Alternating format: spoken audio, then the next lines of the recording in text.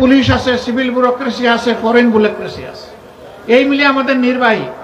তৃতীয়টা হচ্ছে বিচার ব্যবস্থা, তার সবগুলাকে আওয়ামী লীগ ধ্বংস করেছে, একটাকেও তার জায়গায় থাকতে দেয়নি, টুকরা টুকরা করে বিধ্বস্ত করে।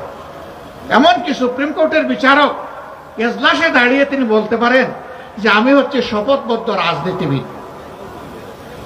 লজ্জা!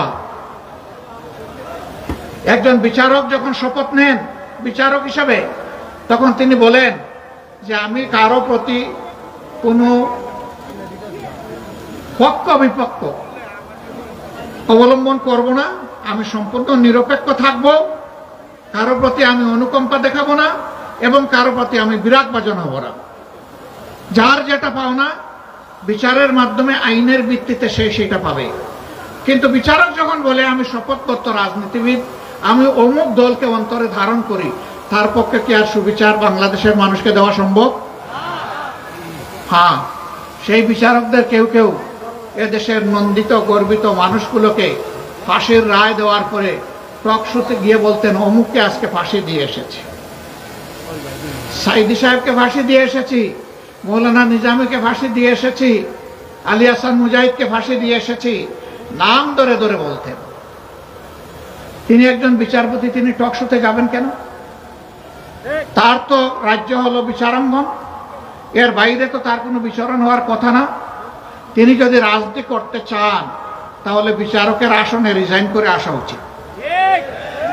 সেই রাজনীতিবিদদেরকে আমরা দেখলাম, বিচারক রাজনীতিবিদ, এই গত 5 তারিখের পরে তারা পালিয়ে গিয়ে অন্য দেশে আশ্রয় নিতে লাগলেন।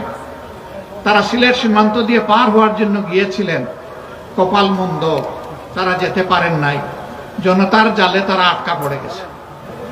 জনতা তাকে জঙ্গলের মধ্যে আবিষ্কার করলো, জিজ্ঞেস করলো জনাব আপনার নাম? তিনি বললেন আমার নাম শামসুদ্দিন চৌধুরী। তারা বলল আপনি কি কালো মানিক? তিনি বললেন যে আমি সেই বিচারক।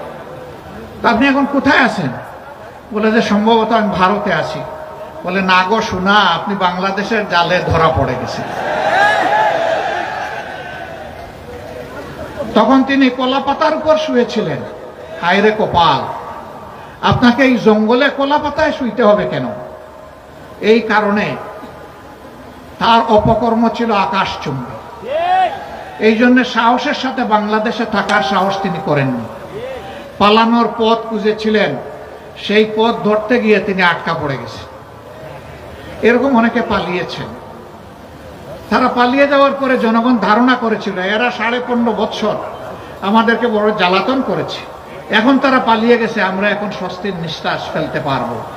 কিন্তু না, তারা পালিয়ে গিয়েও দেশকে অস্থির করার জন্য মাঝে মধ্যেই উস্কানিমূলক কর্মকাণ্ড করে থাকেন।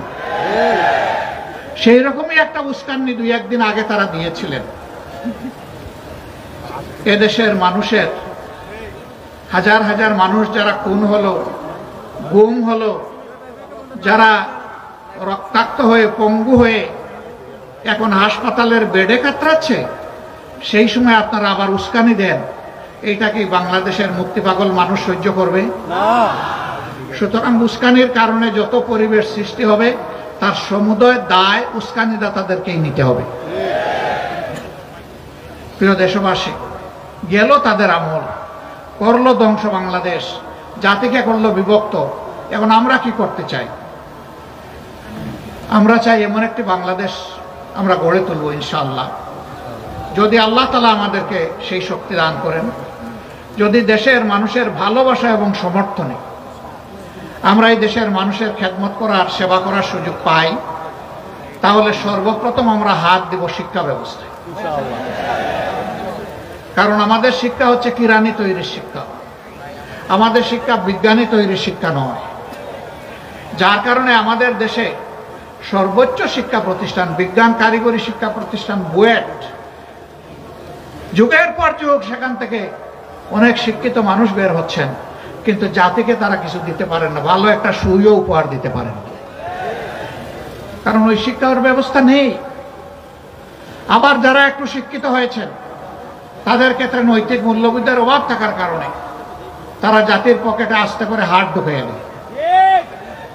এবং পকেট খালি করে, পকেট লুণ্ঠন করে, ব্যাংক ডাকাতি করে সমস্ত অর্থ তাদের কূটবুদ্ধির জোরে বিদেশে তারা পাচার করে দেয়।